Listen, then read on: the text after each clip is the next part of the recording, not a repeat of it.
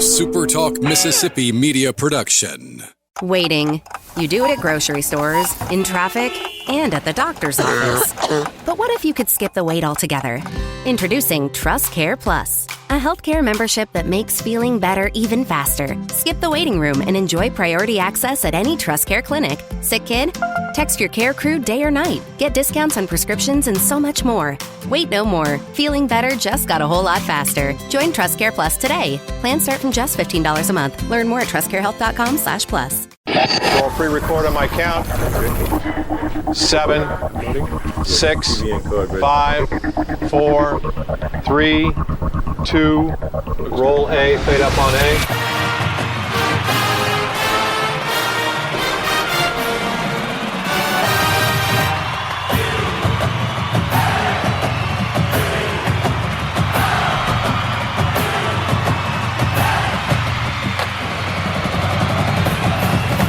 Southern Miss to the top. You're tuned in to the Eagle Hour. All right, welcome back. Another edition of the SuperTalk Eagle Hour. New week, new conversation about Southern Miss athletics. We're broadcasting from the Southern Bancorp studio here in Hattiesburg, where it looks like it could start raining any second. Bob, Kelly, and Andrew, we're glad you're with us. Opening segment sponsored by Dickey's Barbecue Pit, great supporters of Southern Miss and a great place to take your family for a wonderful meal any night of the week. Could there be movement in the Sun Belt Conference? We'll talk about that in a little bit, but first we want to bring our good friend Jack Duggan, sports information extraordinaire, onto the SuperTalk Eagle Hour to kind of take a backwards look at baseball. Nobody keeps up with baseball quite like Jack, and Jack, welcome back to the show. It's been too long, man. Oh, thanks, Bob. Appreciate you having me.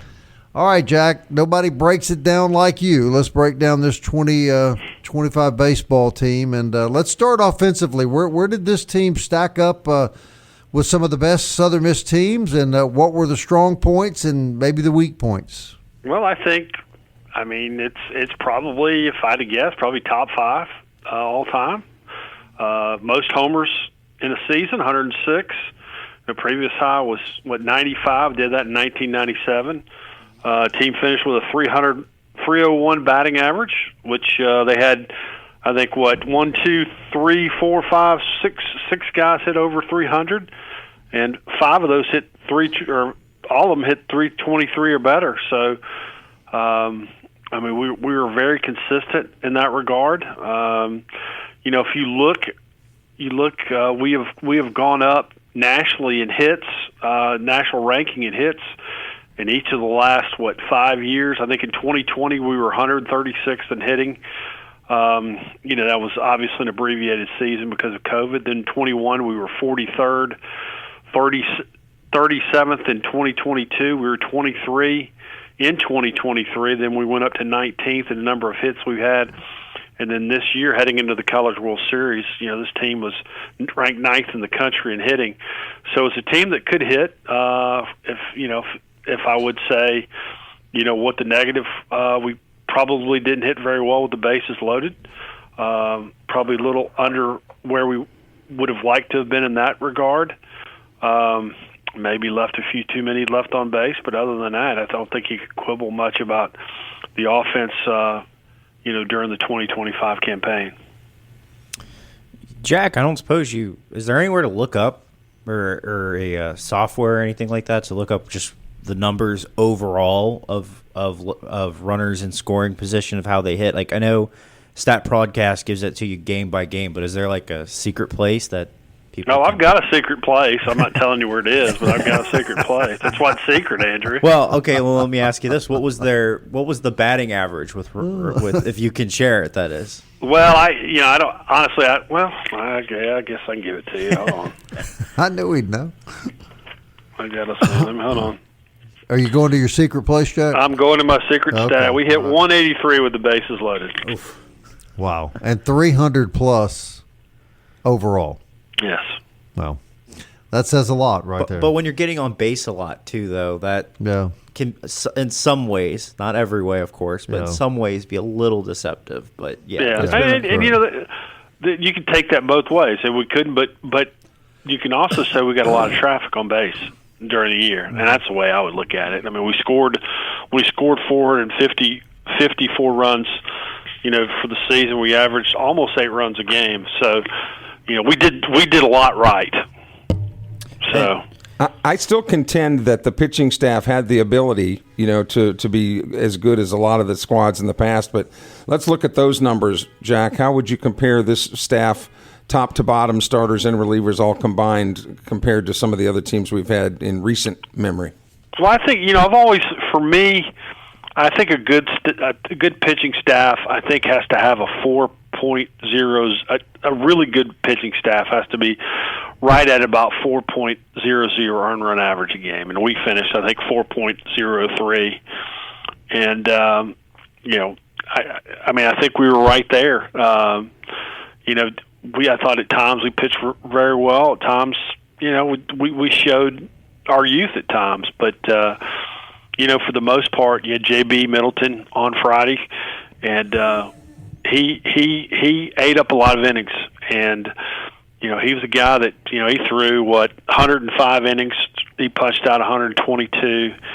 He let our bullpen rest that first night for the most part. And then you had Matthew Adams, who emerged as our Saturday guy, who pitched really well towards the end of the regular season. In fact, won his last 3 conference decisions. Got a no decision, I think, at Troy, but we ended up winning that ball game. Unfortunately, he had some bad luck in the regional in both starts that he had there. But he was a guy that was very consistent for us. Graydon Harris, a freshman, who was, I'd say, a little bit more inconsistent, but I think got stronger as the season went on. I think you see what he did against Columbia the second time we played them. He pitched really well in the conference tournament, I thought. Just a guy who I think has a great upside. I think Camden Sundstrom, another freshman, great upside. And then you look in the pen, Cross Sibley. Once he settled into his relief role there late, he was solid for us. And then Colby Allen, he had a couple of bad outings there, but he was lights out towards the end as well. So, we had 6, 7, 8 guys that really pitched well for us, I thought, this year. I think, our younger guys, our freshmen probably struggled a little bit on the mound, but, I think those guys got some valuable innings too. And I think, for the most part, I think we pitched it really well during the year. You can look back to that. Was it, Andrew, correct me if I'm wrong, it was the Sunday night game against Miami, wherein you had the unexpected change at short and third base. That was right. Yep. And then you had a lot of freshmen throwing, and you could see you could get a real picture, Jack, of the youth of the baseball team and what one would think is the immediate future of the baseball team. And certainly you'd have to take encouragement from the way those kids performed. Yeah, I think so. I mean, we were pretty talented. We weren't. We probably were 12, 13, maybe 14 deep position player wise. But I thought the guys that when they got their opportunities for the most part stepped up. You mentioned Ty Long. You had Seth Smith and Dre Barrett who took turns at third base. I think both of them, had good years. I think Davis Gillespie struggled there late, which is probably the reason why he didn't play as much down the stretch. And but he's a solid player, and he's going to come back, and he's going to come back re-energized, I'm sure, next year. So, I just felt like that we had guys that when they were given their opportunity, that they had a chance for success.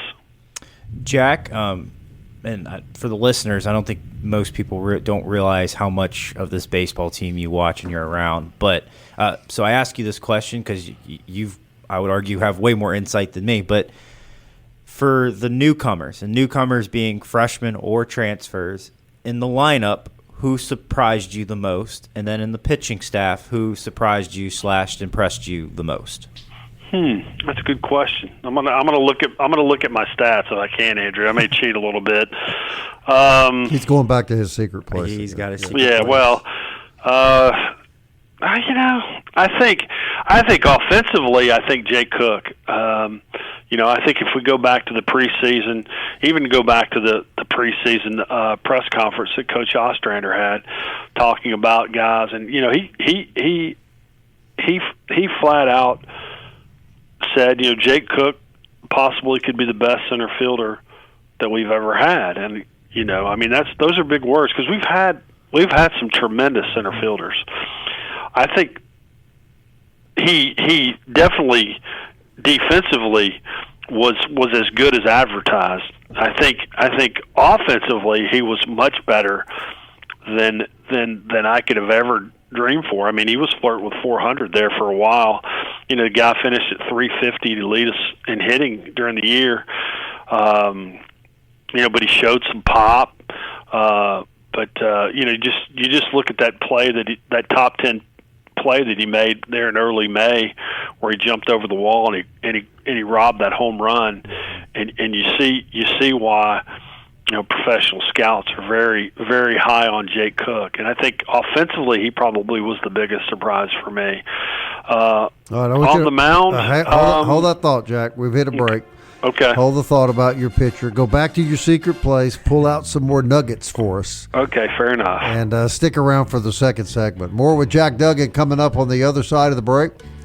I'm looking at Kelly, and for some reason it reminds me of one of our great sponsors, Mo Beignet Company, 2902 Hardy Street, Hattiesburg. I never met a beignet I didn't like. That's what I'm saying, man. Or a buffet that I didn't like. We have no buffet sponsoring the show. Okay. Stick to the beignets, Kelly. Mo Beignet Company, 2902 Hardy Street, Hattiesburg. We'll be back with the old left-hander, Jack Duggan.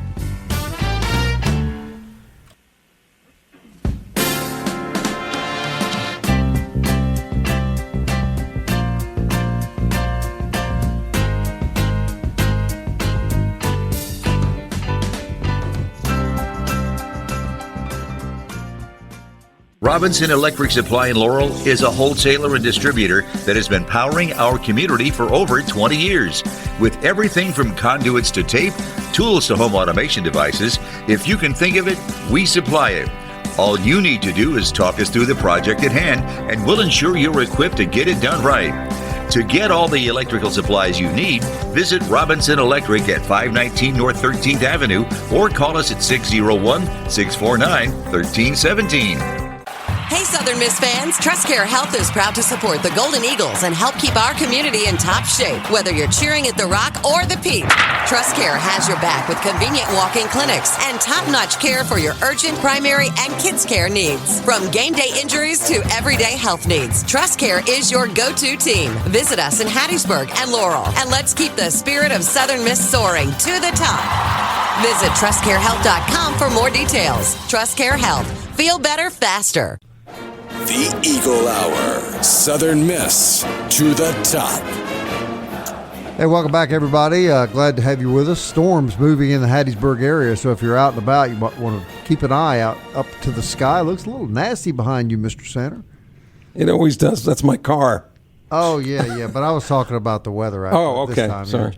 Genesis of Hattiesburg is the official auto dealer of the Eagle Hour. Speaking of cars, Genesis sedans and SUVs are the finest on the road today. You can visit the new Genesis showroom on Highway 98 West in Hattiesburg. And you can never get enough of the old left-hander on the Eagle Hour.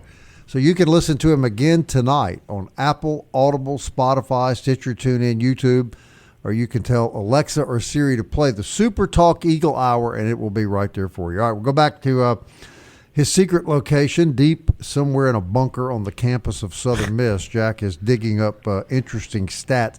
All right, go back to the pitching question that Kelly asked you, Jack. What pitcher jumps out that maybe had a surprise year for you? Well, I don't know if it's a surprise year, but a guy who I thought would be good, but not as good as this. The year that J.B. Middleton had, he was the Friday night guy, okay, from the get-go. And, you got to about March and you go, yeah, this guy's going to be pretty good. And then you got to about mid-April, late April, and you go, you know what, this guy might be as good as anybody we've had. You think, oh, he's pretty good Friday. I went from him being a pretty good Friday night guy to him being lights out Friday night guy. I know you guys have gone over his numbers, 10-1, 2.31 ERA. Both top 10 in the country. I don't know where he sits today. I mean, through 105 innings, he gave up only 65 hits and only 25 walks.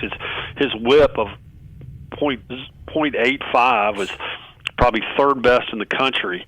And opponents hit 174 off of him during the year. And even when he didn't pitch great, they weren't really touching him during the year. And I think he was probably my biggest surprise, at least. You could probably say Camden Sundstrom, you could probably say Graydon Harris, but for me, the way that he pitched, especially down the stretch when we needed him to pitch well, he certainly did that, and that's why he's regarded as one of the top 40 draft prospects coming up in next month's draft. In fact, he and Jake Cook, I think they'll be in the draft combine starting tomorrow for, I guess, 4 or 5 days out in Phoenix, Arizona. So, maybe that's a cop-out answer, guys, but I mean, to me, that's kind of, he's the one that stood out most to me. Maybe him or maybe Landon Payne, the way that he pitched, especially later in the year. 47 strikeouts, just 6 walks in 32 2/3 innings. He would probably be my runner-up. So for us Southern Miss fans, the season might be over, Jack, but a lot of these players, they're right back at it in summer leagues across the country. Can you bring us up to date as to where some of the Eagles will be playing this summer? Well, I can tell you that we've got. To my knowledge, we've got 7 guys that are playing this summer. Teague Broadhead playing. He and Cole Richardson playing up in the New England Collegiate Baseball League with the Ocean State Waves. Cole, in fact, pitched last night, and he's pitched a couple of times up for Ocean State. Pitched, I think, pretty well last night. You got 3 guys that are going to play for the Acadiana King Cutters, and these are two summer programs that our guys traditionally have made appearances with. Acadiana in Youngsville, Louisiana, just outside of Lafayette in the Texas Collegiate League. You got Coy Clements, the local product. He's playing there. Brooks Willoughby has played there, and I think Micah Wascom is going to play there. I don't think he's on the roster yet, but I think he's going to play there a little bit later this summer. Then you've got Seth Smith, who's playing in the Appalachian League for the Danville, Virginia Otterbots. I'm not sure what an Otterbot is, but I'm sure if we went and looked it up, we could probably figure that one out. And then Ty Long is playing in the Valley League up in Virginia. He's playing for the Harrisonburg Turks, waiting on him to kind of get up there and playing for them yet. He has not played as of yet, but those are the 7 guys that we've got that were on the 25 roster that are expected to play, collegiate summer baseball. An Otterbot is a otter that is Autobot. that is a robot. Oh, well, there you go. A robot. Yes, the otter. But he's an Otterbot. Yes. Oh. I think a lot of times baseball teams go a little bit too far in getting creative. They have the coolest names, though. Some of the coolest names are in minor league baseball, I think. Jack, how do those kids get placed? Is that something that Coach Oz and his staff decide that this particular player needs this type of work? How does that all come about? I think honestly, I think it probably delves down to probably relationships that they have. Because if you see, traditionally, we'll have a kid or two playing Acadiana. I'm sure we know somebody down there. I don't know how all that works. I've never really dug in deep in that. A lot of times, I think we typically have a guy or two that play in the Cape. That we don't have one this year, though. At least not at this juncture. At least guys that were on our team this past spring. But I think it goes down to relationships and who you know and trying to.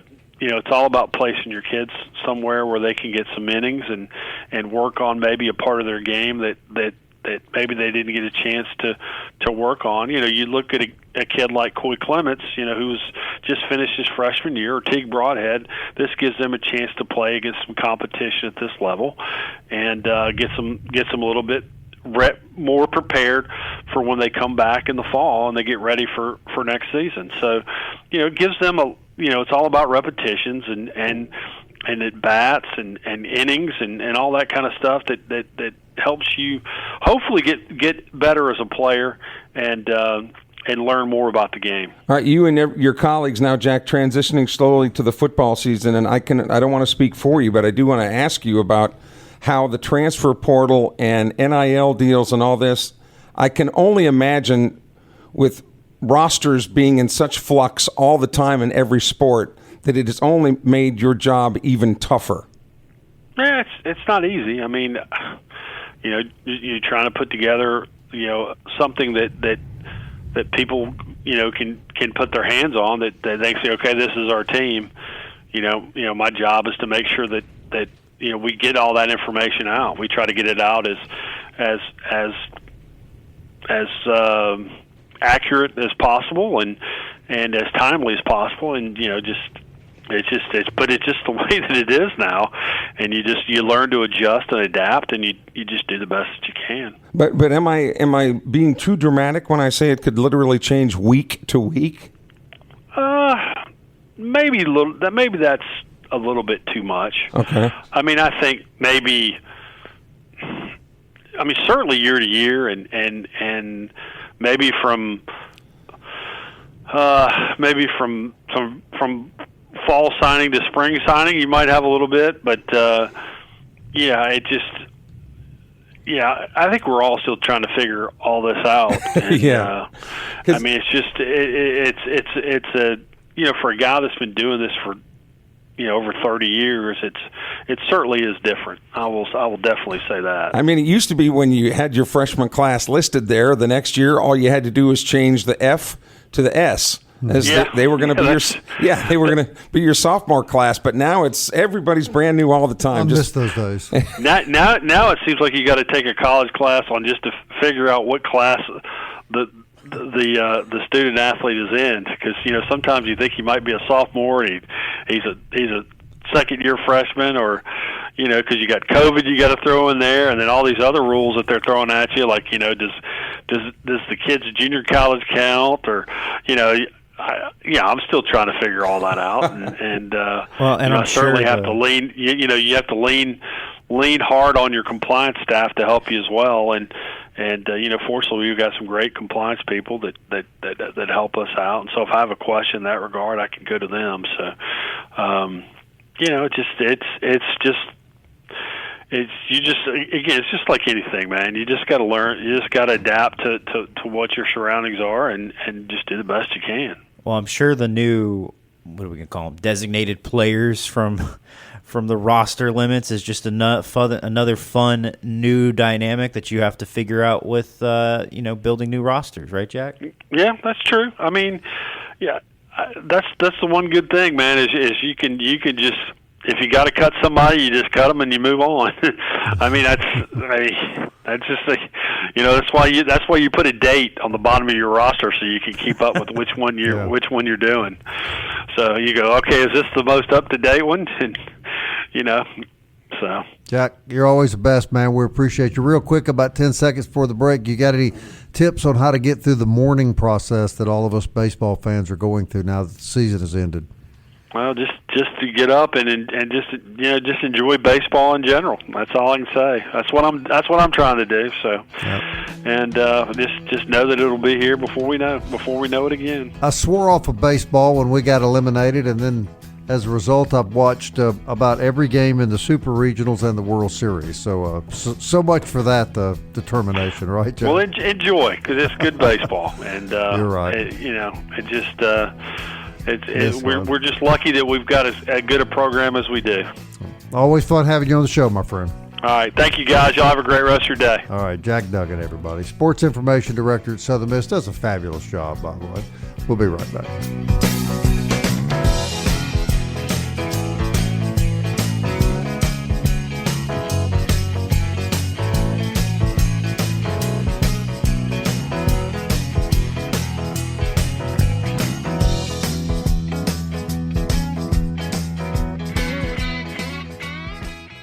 You're tuned in to the Eagle Hour. The Eagle Hour. Southern Miss to the top. Hey, a big thanks to our buddy Jack Duggan for joining us in the first half of the show.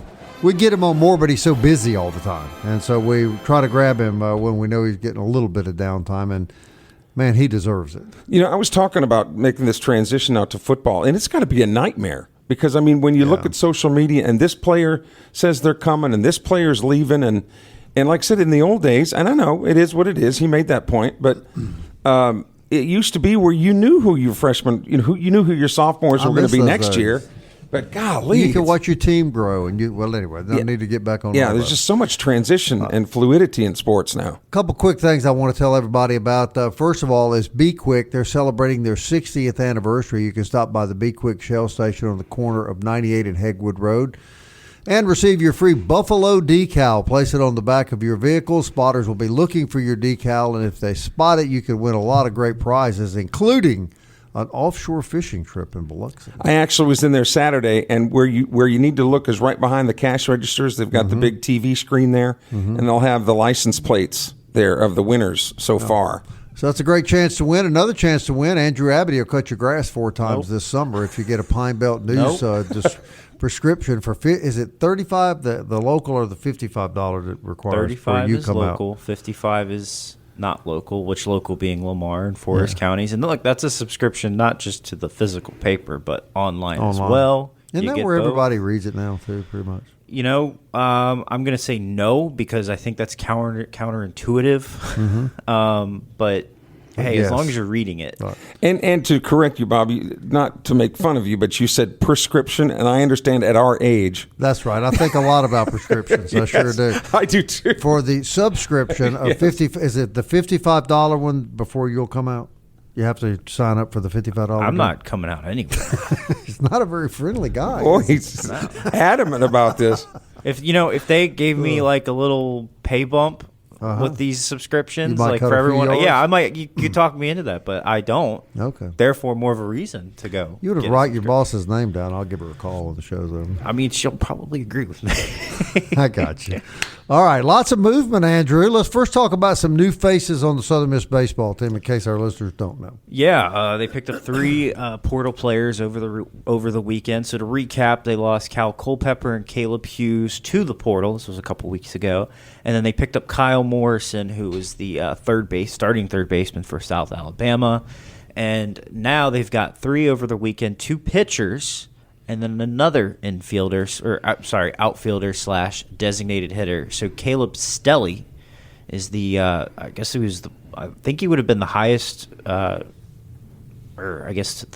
best hitter returning for UL this upcoming season. Hit .302, I believe, with 8 home runs and 13 doubles. I mean, that's a really good bat to get. And plus, he plays the outfield, was primarily a DH guy, kind of a 2-year starter for them. So that's a pretty good get. And then the pitchers, one was Thomas Crabtree, who some people might be familiar with because he pitched at PRCC as a true freshman, recorded over, I think it was 105 strikeouts, making him the first PRCC pitcher to eclipse 100 strikeouts since 2008. Oh, listen to this.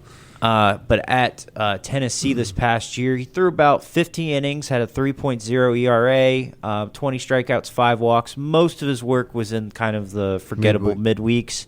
But still promising stuff. He only threw once during SEC play, so I'd like to think that's a pretty good get. I mean, it seems like they'll be able to plug him in some capacity right away and not have to. I think he can do a lot because obviously we saw what he did as a true freshman at PRCC, but it seems like they don't have to develop as much, and you can kind of plug him in some different roles, especially with the draft upcoming. And then the other transfer was a transfer from Arizona State, Jake Neely, who didn't really pitch that much. His numbers are not very memorable, but a sophomore that they add that throws in the mid-90s.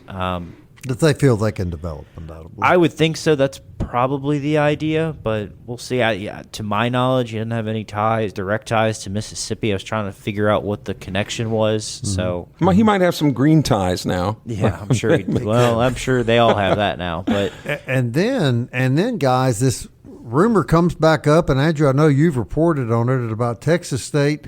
Going to the Pac-12. It's hard to keep up with it now. And being replaced by Louisiana Tech. Yeah, I reported on this back in the fall. And it's not very much different. Now, of course, at the time, it seemed like there was a bit more movement and it was going to happen more right away, but nothing has really changed except it seems that there's more movement because of the school year ending. I mean, the talk of Texas State going to the Pac-12, I mean, I talked to some Sunbelt officials that said that they thought it was going to happen as soon as the baseball tournament ended. I mean, there's a few people who feel the deal is basically done. I don't know how true that is, but my story was more focused on here's what happens if Texas State leaves, and the top two candidates that had been discussed by Sunbelt officials were Louisiana Tech and Western Kentucky. Of course, according to reports now, Louisiana Tech has seemed to have picked up more momentum, but I think losing Texas State for the Sun Belt is a bit of a loss because you lose that Texas market. They're competitive in everything. I mean, there's just a lot of reasons. And they're going to have to pay a hefty chunk to get out. And they're talking about leaving like now and starting right away. How far has the Pac-12 fallen? I mean, it was a historic What's the Pac-2, essentially? Yeah, actually, I think it's the Pac-8 now. Because I did hear him say the other day watching the World Series that Oregon State is now an independent in baseball. Did they leave the Pac-12? That's correct, because they didn't want to be in the Mountain West type of baseball conference. I mean, it worked out for them, obviously, because they got to the World Series and hosted. I mean, baseball is not of their other sports are not of the level of baseball. I mean, that's a program legitimately competing for a national championship anyway. Correct. And the Pac-12, as we knew it, had gotten down to Oregon State and Washington State. Correct, at the time. Right. Now I believe they're at 8 schools, 7 football. They need an eighth one to be I guess to get their media rights, which is why the Texas State deal would happen quickly. At the time, it seemed like Texas State kind of dropped it, but they couldn't get UNLV to join the Pac-8, is my understanding of reading other reports. But they did add Gonzaga and basketball only, so that was I think that's a pretty good move for them. But Colorado State, Utah State. I couldn't tell you the current configuration. I think Boise's in there as well. I'll pull it up. It's just insane, isn't it? It's just crazy. Well, I mean, I can't really keep up with it. I think so. It's Washington State and Oregon State. I think Boise State, Fresno, Colorado State, Gonzaga, San Diego, Utah State. Yeah, that is quite a fall from their glory days. The problem that Texas State ran into is because Utah State and UNLV are they're together in everything they kind of do, and so UNLV did not want to leave the Mountain West. Utah State obviously left, and so that was the hold up, which is why I think this has picked up more momentum. Again, also because of the school year happening. But I was told back in the fall, the thought process was Texas State is 90% out the door. That was in the fall. Yeah. So, I mean, this is not a surprise for those dealing with this. If the choices for the Sun Belt are Western Kentucky and Louisiana Tech, I vote for Tech. I think they're a better fit. I see both sides of the coin. I think if you're Southern Miss, you would prefer Louisiana Tech because it helps you out. It's cheaper ties. However, you're losing the Texas market, gain the Kentucky market. Western Kentucky has money, unlike Louisiana Tech. They're very good in basketball. They're good in a lot of sports. They're pretty solid in football too. I mean, they would be a contributing member right away. Their fan base is nasty though. In Western Kentucky, they're pretty vocal. Yeah, they have, and you have to wonder what sort of political games La Tech has been playing to get back in the good graces. Oh yeah, because they left it nasty. And honestly, when the conference realignment was happening back in 21, they kept it nasty. Yeah, and so you have to wonder what bridges have been repaired or what has happened there. And what role Monroe has played here, because Monroe has always been behind closed doors, but they've never been a big fan of Tech coming into the same way. UL has never been a big fan of it either because they didn't want to have to deal with the recruiting side of it. But I think more of the schools from the West are actually batting for Louisiana Tech because they want to keep it a bus league. I mean, that's the idea of joining the Sun Belt, right? However, again, I wonder if because I don't think the Western Kentucky move will happen anymore based off of the current reports, and it does seem like it's Louisiana Tech's, they can say no, or at least they'll get the first choice. But if, let's say it was Western Kentucky, what does the East and West now look like? I guess does Georgia Southern move into the West because you're going to lose a Texas State team in the West, so you got to gain one because Western Kentucky's going to be in the East. I mean, there's no question about that if that were to happen. Yeah, but Tech would definitely be in the West. Sure. So who also moves over? What does that look like? Well, stay tuned until tomorrow. Yes. Yeah.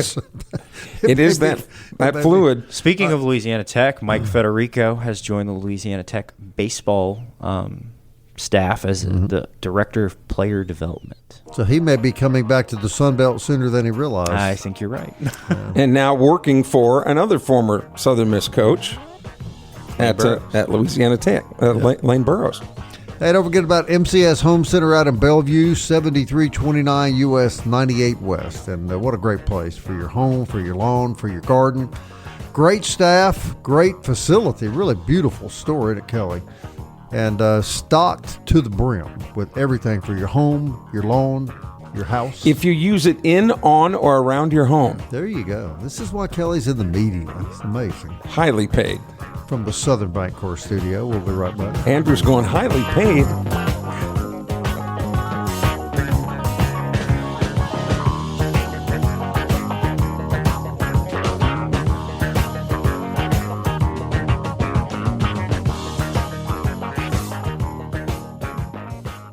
Robinson Electric Supply in Laurel is a wholesaler and distributor that has been powering our community for over 20 years. With everything from conduits to tape, tools to home automation devices, if you can think of it, we supply it. All you need to do is talk us through the project at hand, and we'll ensure you're equipped to get it done right. To get all the electrical supplies you need, visit Robinson Electric at 519 North 13th Avenue or call us at 601-649-1317. Hey, Southern Miss fans, TrustCare Health is proud to support the Golden Eagles and help keep our community in top shape, whether you're cheering at the Rock or the Peak.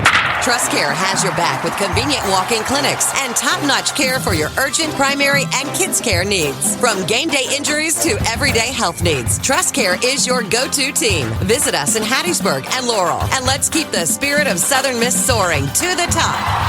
Visit TrustCareHealth.com for more details. TrustCare Health. Feel better faster. Southern Miss to the top. To the top. You're tuned in to the Eagle Hour. Always a pleasure having Jack Duggan on the show. We really do appreciate that. Coach Oz is going to be with us Friday. We're going to wrap up once and for all. Once and for all. We're going to move on past baseball this Friday, but it'll be a good season wrap up. And hopefully by then, these guys, correct me if I'm wrong, Andrew, but these guys we just mentioned, they're not actually signed yet. Is that correct? I would think not yet. Okay. I mean, it's still all, they've said they're committed, quote unquote, on social media and whatnot, but verbal commits and signings are two very different things, which I think people do sometimes forget. All right, 4th Street Bar and Grill at the Shadow of the Rock, great place for lunch 5 days a week. Now the baseball's over. Get back to eating lunch at 4th Street.